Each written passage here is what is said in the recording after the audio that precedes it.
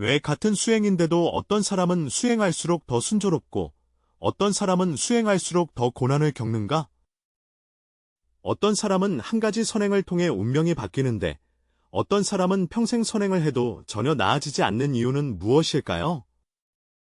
사실 그 진실은 대부분의 사람들이 복을 쌓는데 헛수고를 하고 있다는 것입니다. 반면 보현보살은 복의 성과와 배수를 불릴 수 있는 궁극적인 비밀을 터득하고 계십니다. 화엄경에 따르면 보현보살이 부처님께 세세생생 복덕을 쌓는 핵심 문제에 대해 질문했을 때 부처님의 대답은 전통적인 수행관념을 완전히 뒤집어 놓았다. 우리가 일반적으로 생각하는 선행이 복을 가져온다는 것과는 전혀 다르다. 부처님께서 전해주신 행원법문은 놀라운 진리 하나를 드러내었다. 방법이 잘못되었으면 아무리 노력해도 헛수고일 뿐이다. 방법이 옳으면 일은 배로 쉽고 성과는 배로 납니다. 당신이 지금 이 내용을 보게 된 것은 결코 우연한 클릭이 아닙니다. 법화경에 이르길 부처의 씨앗은 인연에서 비롯되니 이 법문과 인연을 맺었다는 것은 이미 운명을 변화시킬 인연과 복덕을 갖추었음을 의미한다. 만약 당신이 영산법회에서 전해지는 지혜의 전통을 받아들일 준비가 되었다면 댓글란에 정성껏 남무대행 모현보살을 적어주세요. 함께 이 생명의 변화를 시작합시다. 화엄경에 기록된 바에 따르면 보현보살은 대행보현이라 칭송받으며 그의 이름 자체가 심오한 수행의 비밀을 담고 있다. 보는 온 우주법계를 대표하고 현은 선한 덕성을 의미한다. 이 위대한 보살이 영산법회에서 일어나 질문할 때 온 우주가 그로 인해 진동하였다. 화엄경 보현행원품에는 다음과 같은 대화가 기록되어 있다. 보현보살께서 부처님께 법을 청하니 석종께서 말씀하시길 여러 중생들이 속히 최고의 보리를 이루게 하는 방법과 어떠한 수행으로 무궁한 복덕을 얻을 수 있는지에 대하여 설명하셨다. 이 문제는 겉으로 보기에는 간단해 보이나 불법 수행의 핵심 비밀을 건드리고 있다. 알아야 할 것은 보현보살은 이미 등각보살이며 부처가 되는 데는 단 한 걸음만이 남아있다는 점이다. 그의 지혜와 신통력은 이미 상상할 수 없는 경지에 이르러 한순간에 수천억의 분신을 만들어 무량한 중생을 두루 제도할 수 있다. 그러나 바로 이러한 대보살께서도 겸손하게 부처님께 복덕을 쌓는 방법을 여주셨다. 이 이면에는 어떤 비밀이 숨겨져 있을까? 부처님의 대답은 더욱 마음을 진감하게 한다. 그는 심오한 이론도 말하지 않았고 신비로운 주문도 말하지 않았으며 대신 바로 10가지 큰 서원을 전수했다. 이 10가지 서원은 단순해 보이지만 사실 중생에서 부처가 되기까지의 완전한 수행 경로를 포함하고 있다. 화엄경에 이르기를 만일 선한 남자와 선한 여자가 보살 보현행원과 그 신통력을 의지하면 무량한 복덕을 얻을 수 있다고 하였다. 불교의 우주관에서 복보는 우연한 은혜가 아니라 그 이면에 깊은 운행 법칙이 있다. 구사론에 따르면 업력은 결코 사라지지 않으며 과보는 허망하지 않다. 모든 행위와 모든 생각은 법계에 흔적을 남겨 우리의 복덕 자양분이 된다. 보현행원은 바로 이 복덕 작용 메커니즘을 활성화하는 궁극적인 비밀 코드이다. 더욱 놀라운 것은 부처님께서 이 법문을 설하실 때 특히 행위, 과원, 서원 두 글자의 깊은 뜻을 강조하셨다는 점이다. 행은 실제 수행을 의미하고 원은 발심을 뜻한다. 순수한 행동에 원력의 추진이 없다면 그것은 영혼이 없는 육체와 같다. 순수한 서원만 있고 행동이 따르지 않으면 마치 허공에 떠있는 누각과 같다. 행과 원을 함께 중시할 때에만 불가사의한 복덕의 효과를 얻을 수 있다. 대방광 불화엄경에는 부처님께서 이 법문을 설하실 때 땅이 6가지로 진동하고 하늘에서 꽃비가 내리며 무수한 천룡팔부가 찬탄의 소리를 냈다고 기록되어 있다. 이것은 신화 이야기가 아니라 이 법문이 위력이 온 법계를 진동시킬 정도임을 알려주는 것입니다. 당나라 개헌영간의 해능이라는 젊은 학자가 있었다. 그는 가정 형편이 매우 가난했고 부모를 일찍 잃었으며 경전을 베껴 써주며 생계를 이어나갔다. 그는 비록 시서에 해박했으나 여러 차례 시험에서 떨어져 인생이 절망의 나락에 빠졌다.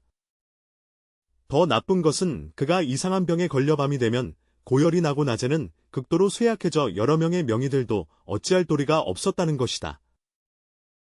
그가 생명을 포기하려 할 때 한 노승이 그의 오두막을 찾아왔다. 노승은 해능의 수척한 얼굴을 바라보며 한숨을 쉬고 말했다. 시주님, 병은 몸에 있는 것이 아니라 마음에 있습니다. 당신은 지난 생의 살생업이 너무 무거웠고 이번 생에 그것을 회복할 줄 몰랐기 때문에 이렇게 고통받고 있는 것입니다. 해능이 씁쓸히 웃으며 말했다. 대사님, 저는 한낱 유생에 불과하여 제 힘으로 닭도 묶지 못합니다. 어찌 살생업이 있겠습니까? 게다가 저는 매일 경전을 베껴 쓰고 있는데 이것이 수행이 아니겠습니까? 노스님이 고개를 저으며 말했다. 시주님, 당신은 그 일면만 알고 다른 면은 모르는구나. 지난 생의 일은 잠시 제쳐두고 당신이 불경을 베끼는 일에 대해 말하자면 당신은 생계를 위해서인가요? 아니면 불법을 널리 펴기 위함인가요? 경전을 베낄 때 경건하고 공경하는 마음으로 했나요? 중생의 이익을 위해 서원하였는가? 만약 단지 기계적으로 경전을 외우기만 하고 진정한 발심이 없다면 그러한 공덕은 미미할 뿐이다. 듣고 난 후 크게 감동하여 서둘러 수행 방법을 묻게 될 것이다. 노승은 품에서 경전을 꺼냈는데 그것은 바로 보현의 원품이었다. 이 경전에는 보현보살의 10대원, 10대원, 이 있사오니 이는 복덕을 닦는 최고의 수행법문입니다. 만약 내가 이 법을 따라 닦는다면 3년을 넘기지 않고 반드시 운명을 바꿀 수 있을 것이다. 해능은 경전을 받아들고 마치 보배를 얻은 듯 기뻐하였다. 그날부터 그는 보현보살의 10대 원행을 따라 수행하기 시작했다. 첫 번째 원은 모든 부처님께 예경하는 것이다. 해능은 매일 아침 식방 3세의 모든 부처님께 공경의 마음으로 예배했다. 이는 더 이상 형식적인 절이 아니라 마음 깊은 곳에서 우러나오는 지극한 경외심이다. 한 달 후 기적이 나타나기 시작했고 해능은 자신의 정신 상태가 뚜렷이 호전된 것을 발견했다. 그 알 수 없는 두려움이 점차 사라지기 시작했다. 더 신기한 것은 어느 밤 그가 꿈에서 한 황금빛 보살을 보았다는 것이다. 보살은 그에게 말씀하셨다. 내 공경하는 마음이 이미 모든 부처님들을 감동시켰으며 내 업장이 점차 소멸되고 있다. 이어서 해능은 두 번째 원을 수행하며 열애를 찬탄하기 시작했다. 그는 더 이상 조용히 경전을 베끼는 것에 머무르지 않고 매번 베낄 때마다 진심으로 부처님의 공덕을 찬탄하였다. 그는 진심 어린 마음으로 나무본사 석가모니부를 염송할 때 온 몸이 따뜻한 에너지로 둘러싸임을 발견했다. 3개월 후 더 큰 전환기가 찾아왔다. 한 부유한 상인이 우연히 해능이 베낀 경전을 보고 그 안에 담긴 경건한 기운에 감동받아 즉시 그를 개인 비서로 고용하기로 결심했다. 보수는 이전의 10배였다. 해능은 이것이 바로 세 번째 원인 광범위한 공양의 과보임을 알았다. 비록 그가 금전으로 공양하지는 않았지만 자신의 경건한 마음과 진실된 마음으로 모든 부처님께 공양을 올렸다. 이러한 법공양의 공덕은 재물공양보다 훨씬 뛰어나다. 수행이 깊어지면서 해능은 네 번째 서원을 실천하며 업장 참회하기 시작했다. 그는 매일 밤 자신의 말과 행동을 반성하며 이번 생의 잘못에 대해 진심으로 참회하고 이전 생의 업장에 대해서도 부처님 앞에서 성실하게 고해한다. 신기하게도 진심으로 참회하기 시작한 이후로 그의 이상한 병이 약을 쓰지 않고도 치유되었으며 8년 후에야 다섯 번째 원을 닦아 공덕에 기뻐할 수 있었다. 그는 더 이상 타인의 성공에 질투하지 않고 오히려 다른 이의 선행에 진심으로 기뻐한다. 이러한 마음가짐의 변화는 그의 인간관계에 극적인 변화를 가져왔다. 처음에는 그에게 냉담했던 이웃들이 먼저 그를 도우려 했고, 예전에 그를 얕잡아 보던 동창 친구들조차도 그를 다르게 보기 시작했다. 1년 후, 해능이 제6품 법륜을 전하는 것을 청하는 것을 수행하기 시작했을 때, 그는 자신의 불법에 대한 이해가 갑자기 깨달아졌음을 발견하였다. 이전에 이해하지 못했던 경전들이 이제는 그 의미를 깊이 이해할 수 있게 되었습니다. 그는 자신의 작은 마당에서 이웃들에게 불법을 설파하기 시작했고, 매번 법문을 할 때마다 자리가 꽉 찼다. 제7원에서는 부처님이 세상에 머무르시도록 청하여 해능이 감사의 중요성을 깨닫게 하셨다. 그는 자신의 삶에서 만난 모든 사람들, 심지어 자신에게 고통을 주었던 사람들에게조차 감사하기 시작했다. 이러한 감사하는 마음가짐은 그의 얼굴 모습마저 변화시켰으며, 원래 근심 가득했던 표정이 자비롭고 사랑스러운 모습으로 바뀌었다. 8번째 도량에서 항상 부처님을 본받아 해능 스님은 일상생활 속에서 부처님의 법을 실천하셨다. 그는 자신이 진정으로 부처님의 가르침에 따라 생활할 때 주변 환경도 선한 방향으로 변하기 시작한다는 것을 발견했다. 제9원 항순중생은 가장 큰 도전이다. 해능은 포용과 이해를 배우고 더 이상 고집을 부리지 않으며 진정으로 중생의 이익을 생각하게 되었다. 이러한 자비심의 배양은 그로 하여금 전례 없는 내면의 평화를 얻도록 하였다. 마지막으로 10번째 원은 모두에게 회양되어 해능이 수행의 궁극적인 목표를 이해하게 하였다. 그는 자신의 모든 공덕을 일체 중생에게 회양하여 모든 이가 고통에서 벗어나 즐거움을 얻고 조속히 불도가 이루어지길 기원하였다. 3년 후 봄, 해능은 급제했다는 칙서를 받았다. 더 중요한 것은 그는 더 이상 근심 가득한 선비가 아니라 지혜와 자비로 충만한 수행자가 되었다는 것이다. 그의 삶은 천지개벽할 변화를 겪었으며 신체 건강하고 사업이 원만하며 인간관계가 조화롭고 마음이 평온하다. 이후 해능은 지역에서 유명한 제가자로 성장하여 여러 사찰을 세우고 무수한 중생을 교화하였다. 그가 임종을 맞이하기 전에 제자들에게 말했습니다. 내 인생의 모든 변화를 이룬 것은 모두 보현보살의 10가지 큰 원력 덕분입니다. 이것은 어떤 신비한 마법이 아니라 우주에서 가장 소박한 인과법칙입니다. 당신이 진심으로 이 10가지 마음의 소원을 실천할 때 당신은 가장 좋은 인연을 심는 것이며 자연스럽게 가장 좋은 과보를 거둘 것입니다. 해능의 이야기는 대강남북으로 퍼져나갔고 수많은 사람들이 이 이야기를 듣고 보현행원을 수행하기 시작했으며 모두 다양한 정도로 변화하고 향상되었습니다. 이 이야기는 보현행원, 이 깊고 난해한 이론이 아니라 누구나 실천할 수 있는 수행 방법임을 알려줍니다.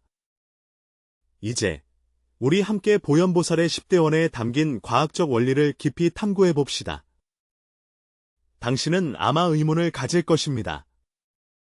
왜 단순한 10가지 행원이 이토록 큰 복덕의 효과를 낼 수 있는가? 그 답은 불교의 깊은 지혜 속에 숨겨져 있습니다. 우선 우리는 행원의 본질을 이해해야 합니다. 산스크리트어에서 행원의 의미는 단순한 서원이 아니라 마음과 우주의 법칙과의 깊은 연결을 의미합니다. 진실한 소원을 바랄 때 당신은 실제로 내면의 부처님 성품을 활성화하며 자신을 여러 부처님과 보살님의 원력과 공명시키고 있는 것입니다.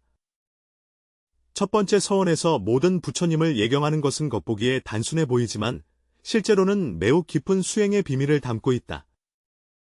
여러 부처님께 예경할 때 실질적으로 우리는 수행길에서 가장 큰 장애를 제거하는 것입니다. 법화경에 이르기를 교만한 마음을 없애지 않으면 부처님의 도를 이루기 어렵다고 하였다. 교만은 마치 두꺼운 벽과 같아 복덕의 흐름을 막는다. 진실한 공경은 이 벽을 순간적으로 허물어 복덕의 빛이 내 생명을 가득 채우게 한다. 더 깊은 원리는 당신이 여러 부처님을 공경할 때 당신의 주파수가 부처님과 보살님의 주파수와 동기화되기 시작한다는 것입니다. 마치 두 개의 음차처럼 하나가 진동하면 다른 하나도 공명을 일으킨다. 이러한 주파수의 동기화는 자동으로 당신의 업력장을 조정하여 선연을 끌어당기고 악연을 배척합니다. 두 번째 분류는 열애의 오묘함을 칭찬하는데 그 오묘함은 언어의 업이 청정함에 있다. 불교에서는 언어가 창조력을 가지며 그 힘이 진실하고 허위가 없다고 봅니다. 당신이 열애를 찬탄할 때 당신의 언어업이 맑아지고 입에서 나오는 말은 모두 선어이자 정어가 됩니다. 이러한 긍정적인 언어 에너지는 보호 자기장을 형성하여 말다툼과 시비에서 멀어지게 하고 귀인을 불러들입니다. 하지만 여기서 중요한 점은 칭찬이 진심에서 우러나와야 하며 단순히 기계적으로 암송하는 것이어서는 안 된다는 것입니다. 진정한 찬탄은 부처님의 공덕에 대한 깊은 인식과 진심 어린 경외심에서 비롯됩니다. 부처님께서 중생을 위해 3대 아승기겁에 걸친 위대한 수행을 성취하신 것을 진정으로 깨닫게 될 때 그 마음 깊은 곳에서 우러나오는 감탄은 놀라운 힘을 발휘하게 됩니다. 제3원 광수공양은 복보의 근본 원리인 아낌과 내어놓음을 드러낸다. 불법에는 복전이라는 중요한 개념이 있는데 이는 복덕을 심는 밭을 의미한다. 삼보를 공양하는 것은 가장 비옥한 복전에 씨를 뿌리는 것과 같다. 그러나 공양은 단지 금전이나 재물만을 의미하는 것이 아니라 더욱 중요한 것은 마음의 공양입니다. 보현행 원품에서는 세 가지 공양, 재물 공양, 법 공양, 행공양을 언급하고 있다. 재물 공양은 가장 기본적인 것이지만 공덕은 한정적이다. 정공양은 마음속의 공경이며 그 공덕이 크다. 행공양은 교에 의지하여 행하는 것이며 가장 큰 공덕을 이룬다. 왜 행공양의 공덕이 가장 큰가? 그것은 당신이 온 생명을 다해 공양하기 때문이다. 이러한 공양의 에너지는 당신의 전체 운명 궤적을 바꿀 수 있을 만큼 강력하다. 네 번째 원은 업장 참회를 통해 수행의 핵심에 닿아 과거의 부정적인 에너지를 정화하는 것이다. 업장은 마치 당신 생명의 독소와 같아서 제때에 정화하지 않으면 복보가 순환하는 데 방해가 됩니다. 참회의 힘이 왜 이렇게 큰가요? 그것은 진실된 참회가 업의 성격을 변화시킬 수 있기 때문입니다. 양자 물리학에서 관찰자 효과는 의식이 물질의 상태에 영향을 미칠 수 있음을 알려줍니다. 마찬가지로 진실된 참회의식은 업의 진동 주파수를 변화시켜 악업을 선업으로 전환하고 중대한 죄를 경미한 고통으로 바꿀 수 있습니다. 보현행 원품에 이르기를 내가 지은 모든 악업은 무식의 탐진치로 인하여 신심에서 의의 소생함에 이르기까지 일체를 지금 다 참회하노라. 이 네 구절의 개송은 참회의 완전한 방법을 포함하고 있습니다. 제5원 수의공덕은 겉보기에는 단순해 보이나 사실은 복을 쌓는 데 가장 교묘한 방법입니다. 다른 이가 선행을 할 때 너는 기뻐하는 마음을 일으키면 그와 같은 공덕을 얻을 수 있다.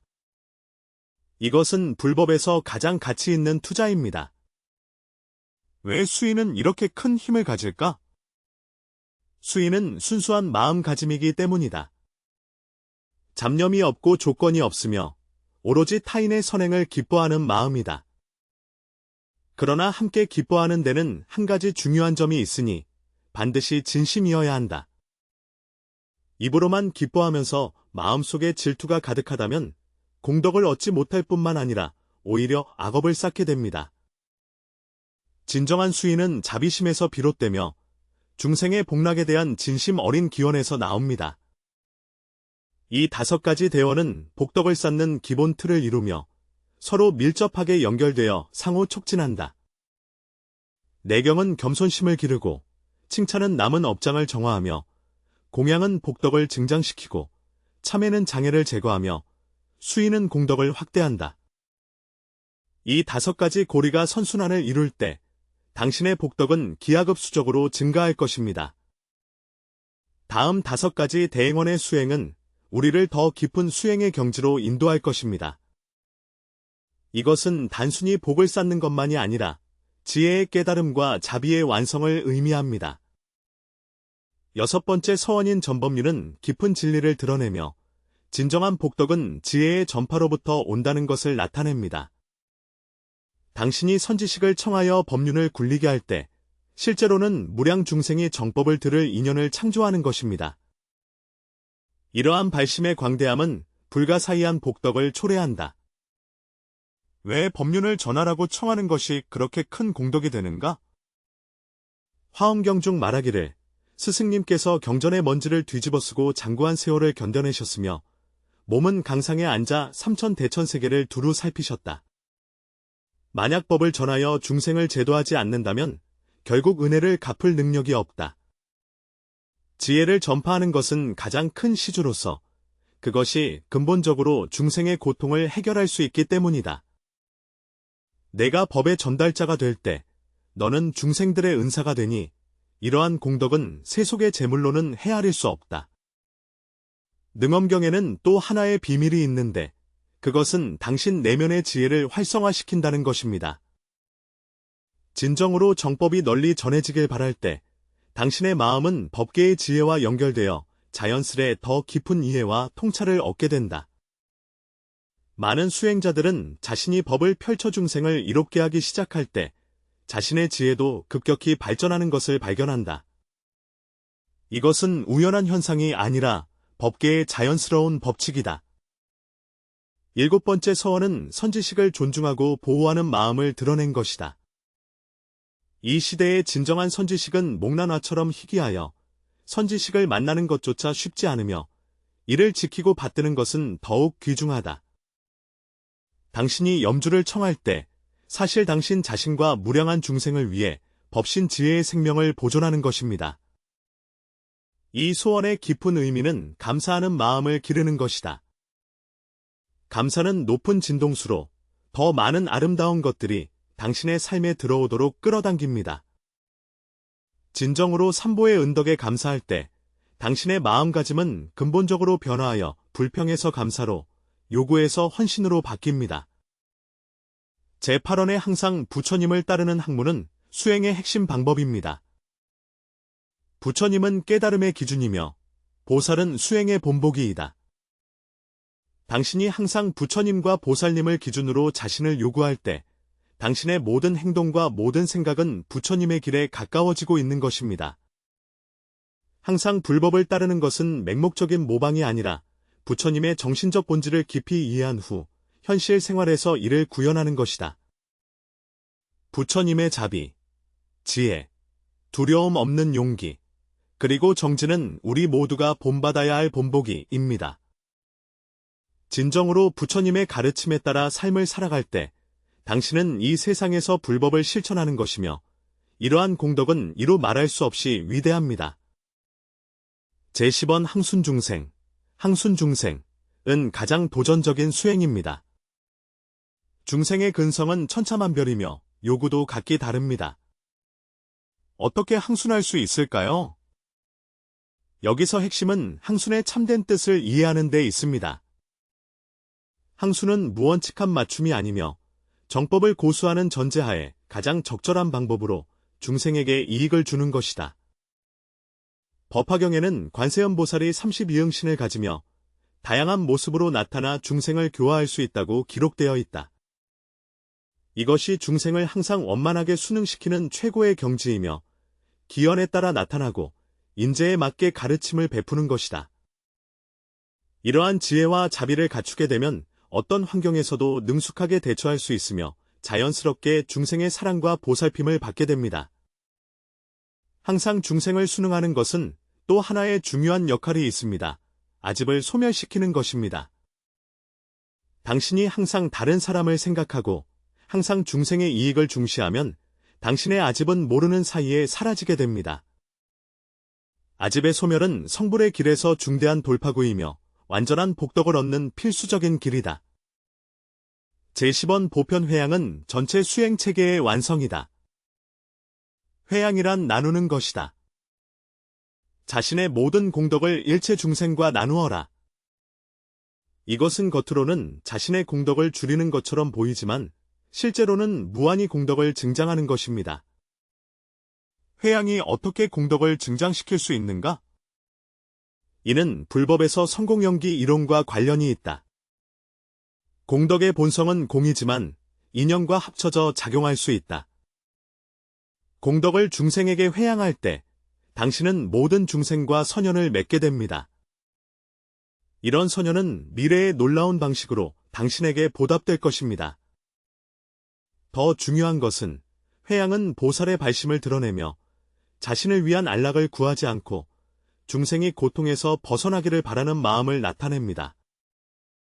이러한 이타적인 발심 자체는 거대한 에너지를 가지고 있어 여러 부처님과 보살님의 감동을 불러일으켜 그들의 가피와 보호를 받을 수 있습니다.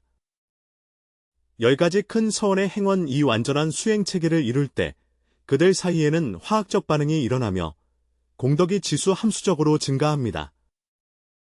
이것이 바로 화엄경에서 보현행원을 수행하는 공덕이 무량한 모든 부처님께 공양하는 공덕과 같다고 한 이유입니다. 이 이론들을 이해한 후 이제 이 천년의 지혜를 현실 생활에서 실천할 수 있는 방법으로 전환해보자. 매일 아침 일어난 후 10분 동안 모든 부처님께 예경을 올리는 수행을 하십시오. 복잡한 의식은 필요 없으며 마음속으로 십방 3세 일체 모든 부처님께 합장하여 경배하고 동시에 남무 십방 3세 일체 모든 부처님을 염송하는 것만으로도 이 단순한 행동이 당신의 하루 일상에 긍정적인 에너지를 불어넣어 줄 것입니다. 일상 교류 속에서 항상 자신에게 타인의 장점을 칭찬하도록 상기시키는 것, 이것이 바로 열애를 찬탄하는 현대적 실천이다. 다른 사람의 밝은 면을 습관적으로 볼 때 당신의 마음 상태는 햇볕 같고 긍정적으로 변하며 자연스럽게 더 많은 긍정적인 사람과 일이 끌리게 됩니다. 공양은 반드시 사원에 가야 하는 것이 아니라 자신의 전문 기술로 타인을 돕고 자신의 시간을 필요로 하는 사람들에게 베푸는 것 역시 최고의 공양입니다. 기억하라. 공양의 핵심은 많고 적음에 있는 것이 아니라 진심에 있다. 매일 밤 잠들기 전에 몇 분 동안 그날의 언행을 돌아보고 부적절한 점에 대해 진심으로 참회하십시오. 이러한 매일 참회의 습관은 당신의 마음을 맑게 유지하게 하며 몸과 마음이 자연스럽게 건강해지게 합니다. 다른 사람이 성공하는 것을 볼 때 가장 먼저 즉시 축하하는 마음을 일으켜 진심으로 그들의 성취를 기뻐한다. 이러한 마음가짐의 훈련은 당신의 대인 관계를 완전히 변화시켜 당신을 인기 있는 사람으로 만들 것입니다. 보현보살께서 부처님의 설법을 받으신 후 깊이 예배하며 말씀하셨다. 선제로 오신 석존이시여. 이 수행과 원의 법문은 모든 중생이 부처가 되는 중요한 길입니다. 그 순간부터 이 완전한 수리체계는 현재까지 전해져 내려와 인연 있는 이들의 발견과 실천을 기다리고 있다. 이제 당신은 이 천년의 비밀을 이미 터득했습니다.